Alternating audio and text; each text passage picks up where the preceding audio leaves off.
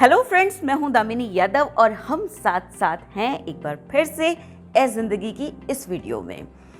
अच्छा सोचिए, तब क्या होता है जब हम कोई भी काम बहुत मेहनत से, कड़ी लगन से करते हैं, उसके लिए बहुत तैयारी करते हैं और वो काम बहुत अच्छे ढंग से पूरा हो भी जाता है। फिर क्या होता है? और मान लीजिए हम कभी कोई बहुत अच्छी रेसिपी बनाते हैं या बहुत अच्छे ढंग से ड्रेसअप होते हैं और या फिर हमारे हाथों की बनी किसी डिश का जायका लोगों को हम तक खींच लाता है। फिर क्या होता है? होता ये है कि हमारी इस कामयाबी या इस टैलेंट या इस काम या इस प्रोग्रेस या इस सक्सेस या इस कामयाबी की बदौलत हमें मिलती है बहुत सारी तारीफ़ें। जी हाँ, तारीफ़ें। वो तारीफ़ें जिनके लिए हम आप सभी बहुत सारे काम करते हैं, बहुत सारे एफ़र्ट करते हैं, बहुत मेहनत करते हैं, बहुत कोशिशें करते हैं और चाहते हैं कि हम जो भी करें उसमें सब लोग हमारे काम की तारीफ़ करें या हमारी तारीफ़ करें। ठीक है, अब इतनी सारी मेहनत जब कर ली और तारीफ़ें मिल भी गई, उसके बाद क्या होता है?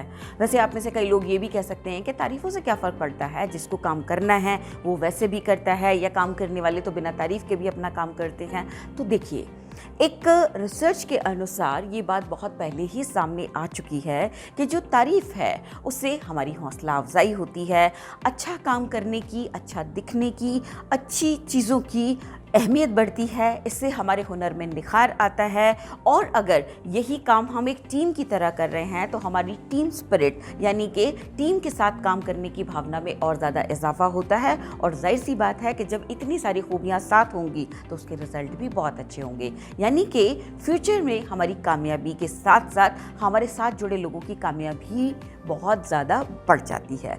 यानी कि थोड़ी सी तारीफ़ें और बेशुमार कामयाबी। लेकिन तारीफ़ को हैंडल करना यानी तारीफ़ की तारीफ़ भी अपने आप में एक कला है। बहुत सारे लोग तारीफ़ को ठीक से हैंडल नहीं कर पाते हैं। वो क्या गलतियां करते हैं और इन गलतियों की वजह से उनकी पर्सनालिटी में किस तरीके से फ़र्क आते हैं या उनकी पर्सनालिटी किस तरह से प्रभावित होती है, ये बताएंगे हम आपको आज के इस वीडियो में। पहली बात, तारीफ़ को सहजता से एक्सेप्ट करें। देखिए, आज की प्रोफेशनल लाइफ में ये बहुत ज़रूरी है कि हमारी पर्सनालिटी, हमारा वर्क स्टाइल स्ट्रॉन्ग हो। सो कभी भी आपकी किसी भी बात की, चाहे वो पर्सनल लाइफ हो या प्रोफेशनल लाइफ, दोनों में ही अगर तारीफ़ होती है तो उसे सहजता से लीजिए, आत्मविश्वास बनाए रखिए। तारीफ़ आप ही की हो रही है और किसी अच्छी चीज़ पर हो रही है, अपना आत्मविश्वास बनाए रखिए, सहज रहिए। दूसरी बात, बहुत ज़्यादा जोश में ना आ जाएं।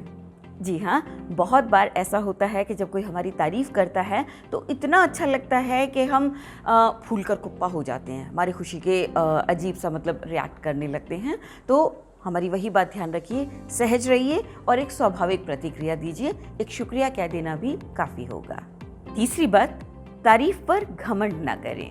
जी हाँ, ये बहुत आसानी से हो जाने वाली मानवीय प्रतिक्रिया है, इंसानी स्वभाव है कि कोई तारीफ़ करता है तो हमें लगता है कि ये क्वालिटी सिर्फ हम ही में है, इस काम को सिर्फ हम ही कर सकते हैं।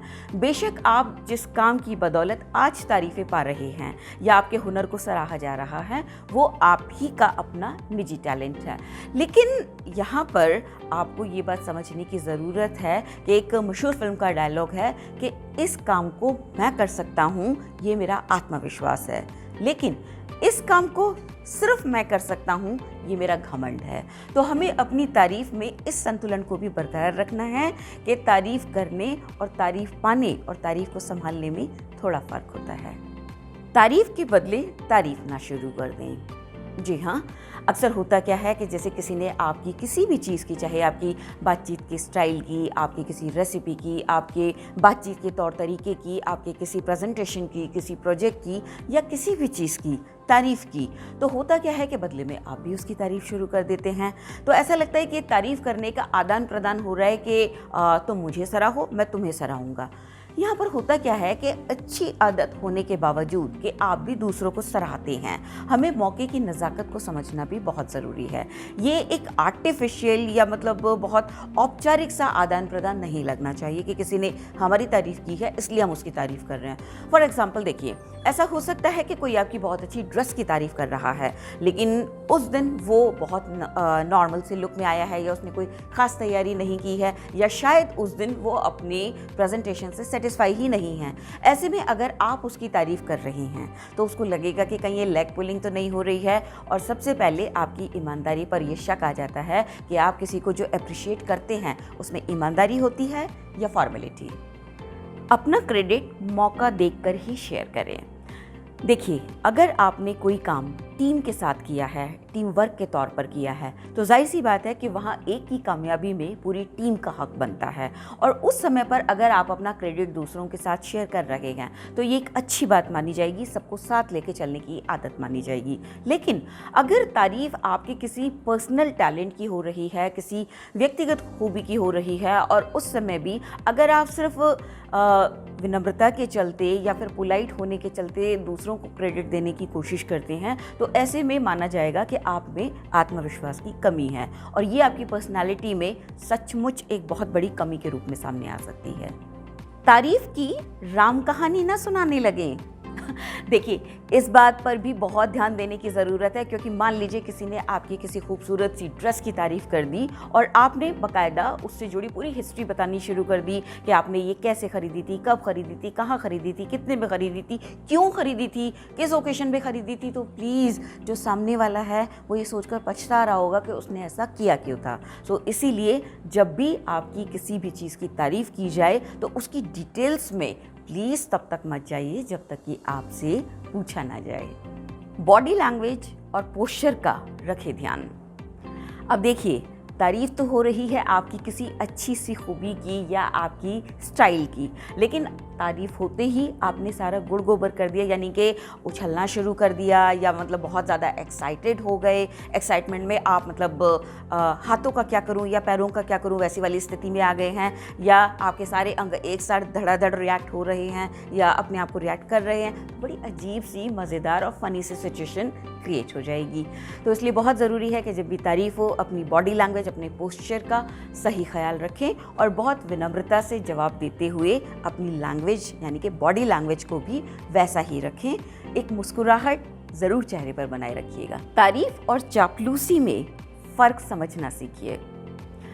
देखिए, एक रिसर्च ये भी कहती है कि बहुत ज़्यादा तारीफ़ें आपको तब मिलती हैं या कोई ऐसा व्यक्ति करता है जिसे आपसे कोई ना कोई काम निकालना होता है, या उसे आपसे कोई फेवर चाहिए, या फिर इस बात में कोई नेगेटिविटी या दूसरा पक्ष ढूंढने की बजाय आप ये भी देख सकते हैं कि आपकी तारीफ़ हो कहाँ रही है, करने वाला कौन है और उसे किस तरह से किया जा रहा है। बहुत बार हो सकता है कि आपको ऐसा लग रहा हो कि सामने वाला शायद कोई फेवर लेने की वजह से आपकी तारीफ़ कर रहा है, लेकिन हो सकता है सामने वाले की भावना ऐसी ना हो। सो इसलिए अपनी तारीफ़ यानी एप्रिशिएशन को पूरी सहजता से स्वीकार करते हुए अगर हो सके तो किसी की मदद के लिए हाथ आगे ज़रूर बढ़ाएं, लेकिन अपनी तारीफ़ को या अपने एप्रिशिएशन को अपनी इस तरह की कमज़ोरी में तब्दील ना करें कि कोई जब चाहे आपको थोड़ा सा झाड़ पे चढ़ा दे और अपना काम निकाल के चलता बने। सो इसलिए ये संतुलन भी बनाए रखना ना भूलें। अब वैसे यूं तो कहा जाता है कि तारीफ़ उस खुदा की जिसने तुम्हें बनाया, लेकिन ये तारीफ़ तो तब होती है ना जब आप किसी की शख्सियत की तारीफ़ कर रहे हैं या किसी और ढंग की। लेकिन तारीफ़ चाहे आपके कामकाज की हो, स्टाइल की हो, प्रेजेंटेशन की हो, ज़िंदगी की हो, व्यवहार की हो, या किसी भी चीज़ की हो, ईमानदार तारीफ़ को हमेशा अपनाइए, स्वीकारिए, क्योंकि तारीफ़ की तारीफ़ भी एक अंदाज़ है। तारीफ़ को, एप्रिशिएशन को सलीके से एक्सेप्ट करना भी एक हुनर है, और ये हुनर अगर आप अपना लेते हैं, सीख लेते हैं, तो यकीन कीजिए आप एक स्ट्रॉन्ग पर्सनालिटी में और इजाफा पाएंगे। इसी तरह के वीडियोस पाने के लिए हमारे चैनल को सब्सक्राइब करना ना भूलें। साथ ही लाइक, शेयर और कमेंट के ज़रिए हमें ये भी बताएं कि आगे हमारी कोशिशें कैसी होनी चाहिए।